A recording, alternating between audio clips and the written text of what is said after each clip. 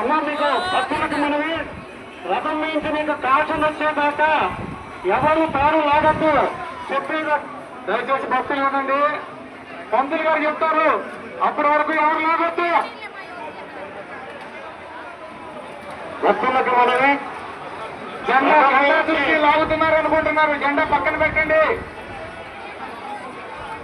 Okay, ఎర్ర జెండా చూపించినంత సేపు లాగకూడదు. పచ్చ జెండా చూపించినప్పుడు మాత్రమే లాగాలి. ఆ ఎర్ర జెండా చూపించినంత సేపు లేకూడదు.